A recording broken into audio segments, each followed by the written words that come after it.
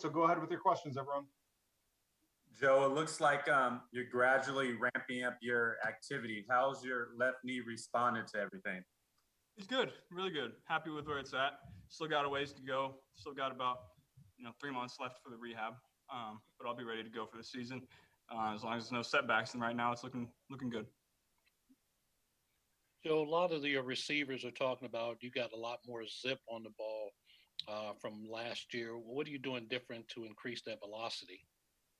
Just I got a great trainer that has been helping me with that, and a lot of it is just practicing throwing the ball hard. But if it shows up right now, it doesn't matter. It's got to show up in the game. So I'm looking forward to that. Thank you.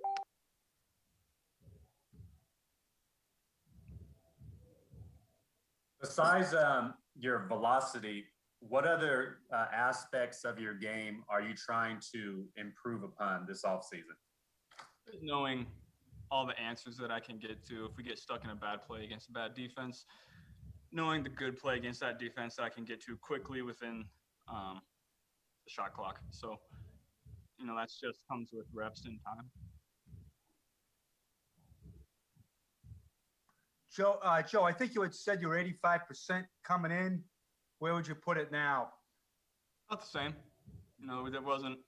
We're still working at rehab throughout the whole off season, meaning throughout OTAs, but couldn't do as much as usual just because of practice, fatigue, all of that. So we'll ramp that back up now and get back to 100% before camp.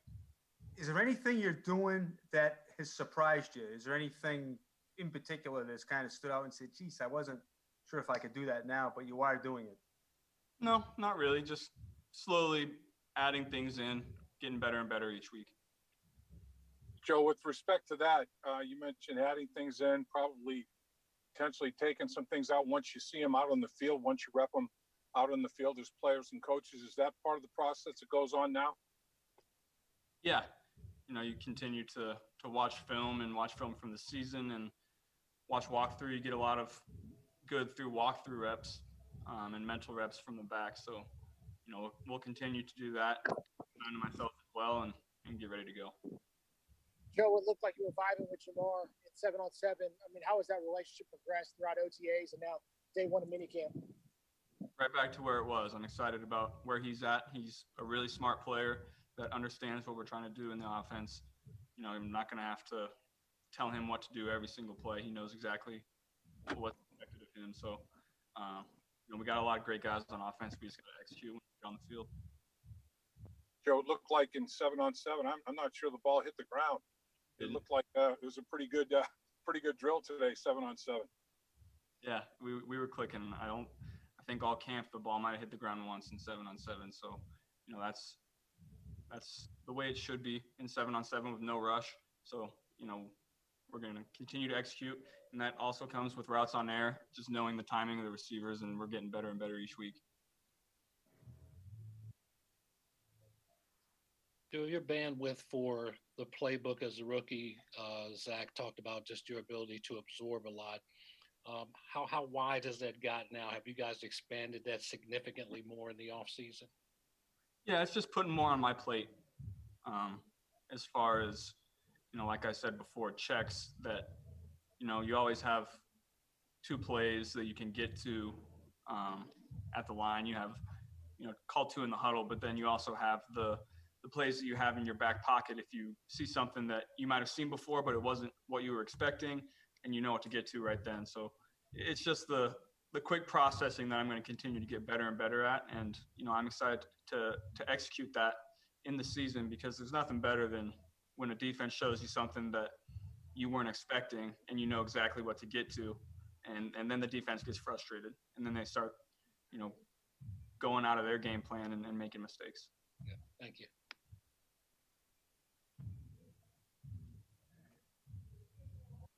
Joe, you go against, you went against your own defense, all the time in practice and everything last year. Going against the guys, there's been a big turnover personnel-wise defensively. Going against guys, and I know it's the early stages of everything, but do you feel encouraged by what you're seeing out there in terms of personnel changes and guys that are contributing? Yeah, the biggest thing, it's hard. We went against each other maybe, 3 times. We did a few 7-on-7s, but, we didn't really do any full speed 11-on-11. So it's tough to see that part. But the biggest thing is in the locker room, the guys are vocal. You can tell we brought in really good people that are going to work hard to get to where we want to go. So we brought in the right people, brought in the right players that are going to do exactly what we need them to do. Joe, I know it's not a apples to apples comparison by any stretch of the imagination, but do you see any similarities between that offseason going into that 2019 year at LSU and this one going into year 2 in Cincy? It feels – I think the biggest thing is I got a lot of people here that I recognize. We have a lot of Ohio State guys, have a lot of LSU guys. And so it's fun being around friends. It is. The vibe in the locker room is awesome. Everyone talks to everybody. There's no, offenses by themselves, defenses by themselves. It's really, we have great camaraderie in the locker room. And I think that is the first stepping stone to being a great team. Along those lines, how are you embracing leadership and how is the chemistry coming along with guys you worked with obviously last year at this time and guys like Jamar coming in this year? I've never really consciously thought about leadership too much. I just tried to be myself, talk to a lot of different people, have conversations with a lot of different people that, I enjoy doing that. I enjoy hearing from, guys in the locker room that maybe don't talk a lot and hearing their stories. And I think that goes a long way a lot of the times. And then, not speaking up too much about, don't be a rah-rah guy that yells people all the time. So then when you do have something to say, people will listen and take it seriously. So I just always tried to be myself and that's been enough. Thank you. Joe, in case we don't talk to you again before training camp, kind of what does your outline look like on kind of what you want to do between now and when training camp starts at the end of July? And continue to work hard, get better and better, add some more weight, and then continue to do what I was doing before OTA started. I feel great. My body feels great, and he still has a little ways to go. But my upper body, my right leg, everything else feels better than it ever has before. And when I'm on the field, I'm executing and playing better than I ever have before. So we're going to continue the program that we were on, and get back to 100% before camp. Joe, in a perfect world, what would you weigh going into camp? I always lose a little bit of weight throughout the season, so we'll be, close to 220 before camp, and then, there's always a little drop off throughout the season just because it's such a grind. Joe, go ahead. Go ahead. Joe, do you expect to take the first snap at camp, or is that even necessary? Just getting ready? Yeah, we should be good to go then. That's not really my decision, but I'm sure we'll have that discussion as we get closer. But I'm hoping to be in a good place to be able to do that and take all the reps that I need to do better. 2 more minutes. Joe, you mentioned you just be yourself in terms of being a leader. That's your MO. Is there anybody that you can point to along the way that you said, boy, that's a leader. That's what a leader looks like. Is there anybody that's influenced you in that regard? No, I wouldn't say I've really modeled my leadership after anybody. You always hear stories about people, but I think the leaders that try to be a leader aren't the best leaders. You're either a leader or you're not. A lot of people say that you can train that. I don't really think you can.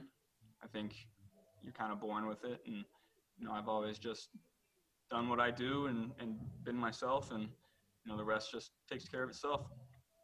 Hey, Joe, well, you knew about Jamar before you got here.